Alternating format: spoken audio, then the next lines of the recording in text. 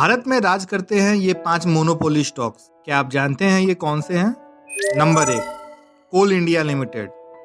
कोल India limited को अक्सर एक मोनोपोली स्टॉक्स कहा जाता है क्योंकि यह भारत का सबसे बड़ा कोयला उत्पादक है, जो देश के कोयले का लगभग 70% आपूर्ति करता है। इसकी प्रमुख स्थिति के कारण इसके बाजार पर महत्वपूर्ण नियंत्रण है, जिससे यह एक मोनोपोली स्टॉक बन जाता है। भारत सरकार इसका 63.13% शेयर अपने पास रखती है। इसका मार्केट कैपिटल 2,42,596 करोड़ है। इसका पी रेशियो 6.74 है, डिविडेंड यील्ड 6.48 है, आरओई 52% है, आरओसीई 63.6% है और यह बिल्कुल डेब्ट फ्री है। यह लगभग कर्ज मुक्त है। यह स्टॉक 6.48% का एक अच्छा डिविडेंड देती है। कंपनी पिछले 3 वर्षों से अपने पूंजी आरओई का मजबूत रिकॉर्ड है जो 52.8% है।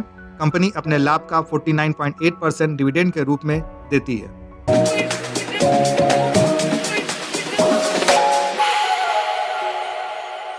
Number 2, IRCTC.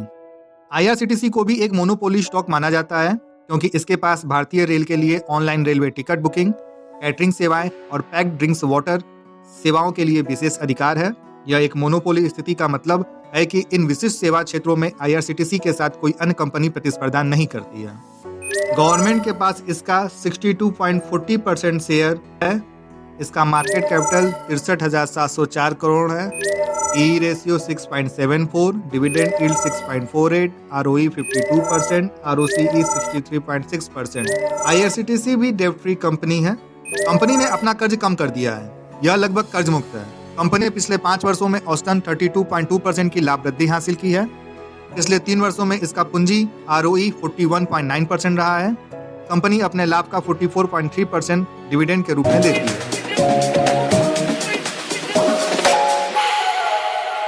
Number 3, Hindustan aeronautics limited. Hindustan aeronautics limited को एक मोनोपोली स्टॉक्स भी कहा जाता है क्योंकि इसके पास भारत सरकार के साथ एक विशेष अनुबंध है, जिससे यह देश के रक्षा क्षेत्र में एक प्रमुख खिलाड़ी बन जाता है। इसका परिणाम यह होता है कि यह बाजार में प्रतिस्पर्धा कम होती है और इससे इसकी सामरिक महत्वता और नेतृत्व की स्थिति मजबूत होती है। गवर्नमेंट ऑफ इंडिया इस कंपनी का 71.6% शेयर अपने पास होल्ड करती है। इस कंपनी का मार्केट कैपिटल 2,81,287 रुपए है। इस कंपनी का पीई रेशियो 33.2% है। इसका डिविडेंड यील्ड 0.83% है, आरओई 28.90% है, आरओसीई 38.90% है और यह कंपनी भी ऑलमोस्ट डेब्ट फ्री है। यह कंपनी ने भी अपने कर्ज को कम कर दिया है। यह लगभग कर्ज मुक्त है। कंपनी ने पिछले 5 वर्षों में औसतन 26.5% लाभ वृद्धि हासिल की है। इसके पास पिछले 3 वर्षों में 28.4% की मजबूत शेयरधारक की आय है। कंपनी अपने लाभ का 29.6% लाभांश के रूप में भुगतान करती है। कंपनी की कार्यशील पूंजी की आवश्यकताएं 62.2 दिनों से घटकर 37.1 दिन हो गई है। Number 4, Nestle India. Nestle India को अक्सर एक मोनोपोली स्टॉक कहा जाता है क्योंकि इसका भारतीय खाद्य और पेय बाजार में एक महत्वपूर्ण और प्रमुख स्थान है।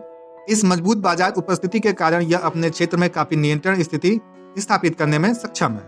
नेस्ले इंडिया का मार्केट कैप 2,15,267 करोड़ है। ई रेशियो 67.80 है, डिविडेंड यील्ड 0.69% है, आरओई 135% है, आरओसीई 169% है। नेस्ले इंडिया लिमिटेड डेब्ट फ्री कंपनी है। यह कंपनी भी लगभग कर्ज मुक्त है। इसने पिछले 5 वर्षों में प्रतिवर्ष औसतन 19.6% का लाभ वृद्धि हासिल की है।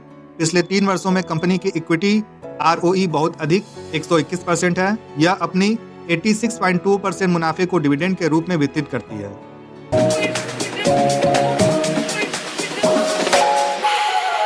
Number 5, Pidilite industries. Pidilite industries को एक मोनोपोली स्टॉक भी माना जाता है क्योंकि ये एडसिव और सीलेंट के बाजार में एक प्रमुख खिलाड़ी है। इस क्षेत्र में इसे बहुत कम प्रतिस्पर्धा का सामना करना पड़ता है। इस कंपनी का मार्केट कैप 1,49,153 करोड़ है।